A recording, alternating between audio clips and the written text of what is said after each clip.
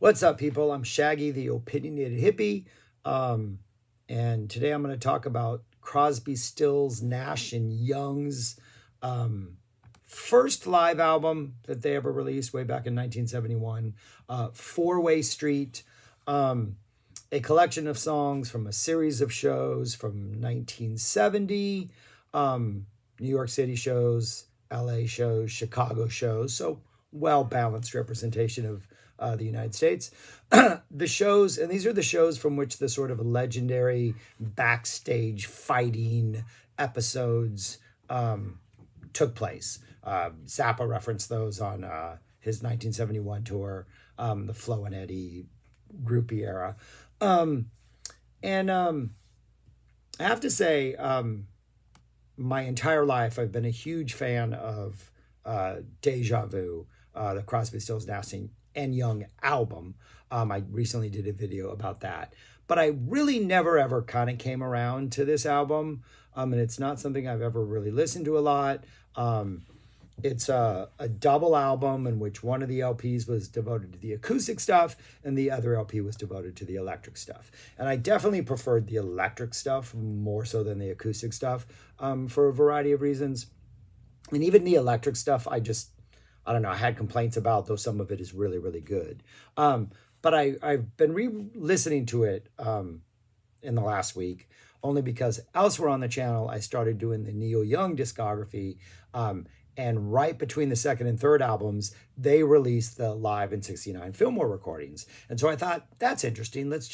This is new. I'll listen to this and I'll review it. And so I've decided that as I go along with Neil Young's career, I'm going to find out what his little side projects are and review those. So that's the reason I'm doing this. And you can almost see a little bit of the inspiration for some of the stuff that would follow on Harvest in this experience. Just some of the more, as Neil would describe, the middle of the road, commercial, harmony, singing, just some of the tendencies that are played out on that album. And there's some interesting stuff on here. But having recently listened to the Fillmore East recordings, this stuff, especially the acoustic stuff, feels so much more like four individual musicians who want to represent themselves and what they're going to bring to the music industry. Whereas the '69 recording sounds like a group of friends having a great time on stage, and they each just happen to be ridiculously talented.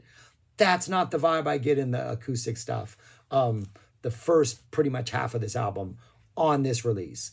This really does feel like, all right, we're going to do this. You do your songs, maybe every once in a while we'll get together. It's weird. Also, they keep the way it's edited, I think is really weird. I don't know. And there's a couple of times where Graham Nash introduces Neil Young, because obviously they just did Sweet Judy Blue Eyes, and I guess Neil wasn't at all on stage for that. Only on the release, they only play a fade in of the very last 30 seconds before they go into a solo Neil Young song, essentially. Just weird choices. And then later, Neil Young introduces Stephen Stills, who comes out and they do songs. I don't know. Anyways, I think it's a weird album that kind of just lacks some flow. And maybe it stems from the actual experience itself and how contentious things were backstage. So the first part of this opens, like I say, with a fade in of the end of Sweet Judy Blue Eyes. Then we get Neil Young's On the Way Home. Then we get Teach Your Children from Graham Nash, only it's not like the country version on the album, because they're just acoustic guitars. We get Crosby's Triad, which I do not believe was released at this point. Jefferson Airplane had covered it, but this is Crosby debuting this song to the world. A song called The Lee Shore, which doesn't do much for me. And even the Triad and the Teach Your Children just feel, they're good performances in their own right, but there's just a lack of flow to this.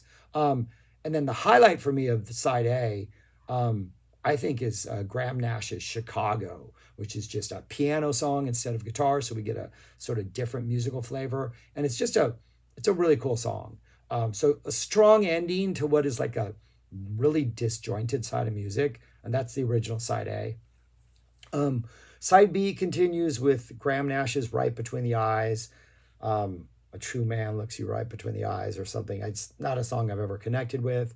A Neil Young solo acoustic performance of Cowgirl in the Sand.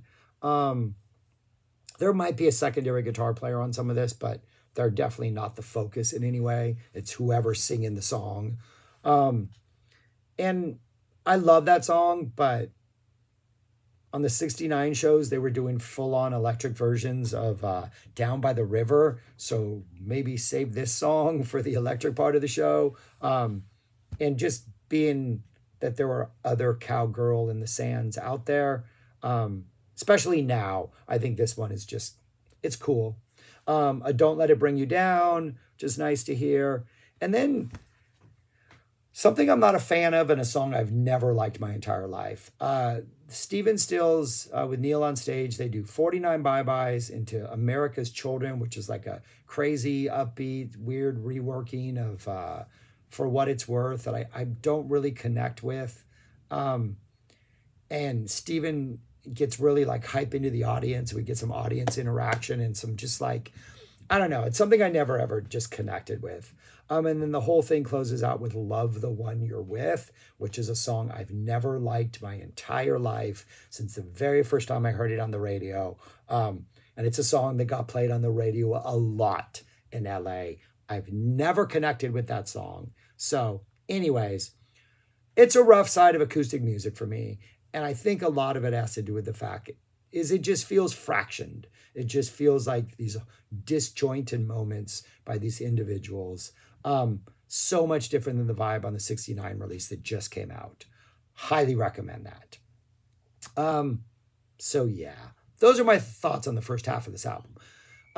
There was a re-release decades later, which had, I think, a song from each of them, including a medley of Neil Young songs, but it was literally like just an acoustic version of the first part, acoustic version of the second part, and I think an acoustic version of the third, which was Down by the River. But I can't say those are in any way essential.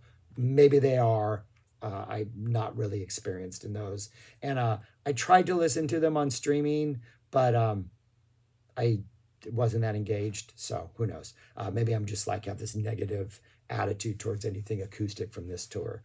The electric stuff, however, is kind of good with one complaint by me. Opens up, the electric parts opens up with Pre-Road Downs, which is an awesome sort of early Doobie Brothers type rock and roll. A fantastic song. A great version of Long Time Gone. Just nice and has a good jammy feel to it. Like whoever's on organ is doing fantastic. I guess it's either Stills or Nash. I guess in this case, it'd be Nash. Just absolutely sounds fantastic. And then a jammed out Southern Man. And this is where my complaint comes in. It does feel like, hey, it's 1970. We got to jam something. Let's do Southern Man.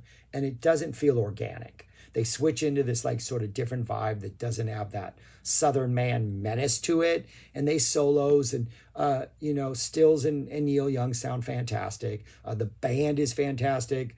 The drummer and the bass. Fuzzy Samuels on bass. Barbata on drums. Fantastic band. And like the musicianship is fantastic. But the jam to me always felt forced. It felt like it didn't naturally occur in Southern Man. And when I first heard this album, back in like, I don't know when this, like 30 years ago now, 30 plus years ago, I was really like black and white about like, I needed the jam to unfold naturally, like some dead jam or something. And so I think I formed an opinion about this that in recent listens, I'm still like, yeah, I just don't think it works. It feels forced. However, had they jammed out Long Time Gone, there were a couple moments in Long Time Gone where if you just like lean into the brief solo section or lean into the guitar energy, I think it would have really worked. Or the song after Southern Man is Ohio, a pretty much straightforward version of Ohio. There were a couple moments in Ohio. That first guitar solo break, you can just lean into that and go off for like 5 or 6 minutes. Or at the end of the song when they're like screaming like over and over, "For Dead in Ohio," just like start jamming under the For Dead. there are some epic moments to jam that I don't think they capitalized on. So that's a minor complaint, but it's something that's always bothered me. And because The Southern Man is like 14 minutes long, it just, I don't know, puts me off listening to this album. Spit. Sorry. And then we get a Carry On, which is jammed out, which should be jammed out. It works perfectly. That's why this song was written, it seems like. They put the template for a jamming song perfectly on Deja Vu. So that is good. And then they do Find the Cost of Freedom to close out, which I think is just such an odd, perfect ending for their shows, especially even more so now. Knowing how Easy Rider ends, it comes from Easy Rider. But yeah, the electric stuff I think is fantastic. And if you have less sort of stipulations on where live jams should come from, usually I don't, but for some reason I do on this one. The Southern Man might actually be really good. The guitar playing is good. There are some tasty moments. But yeah, overall, like, I have a hard time with this album just because the acoustic stuff I think is just rough. I wish I felt differently. But yeah, those are just my thoughts on this. Interesting. Yeah, Neil would come back the next year with Harvest, and then drive off into the ditch and make 3 of his greatest albums ever. So yeah, this is about Neil Young. Eventually I'll do like a Crosby, Stills, and Nash deep dive. But yeah, interesting stuff. But yeah, those are my thoughts on this album. My random thoughts on a random 1971 live album.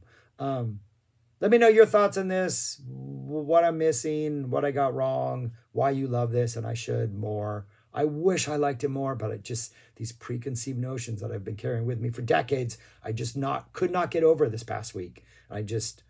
Yeah, interesting. All right, yeah, that's all I got. Subscribe, like, share, listen, and go listen. If you have not heard that Fillmore 69, Crosby, Stills, and Nash and Young that was recently released like 2 weeks ago, it's mid-November 2024, find that and check it out. It is fantastic.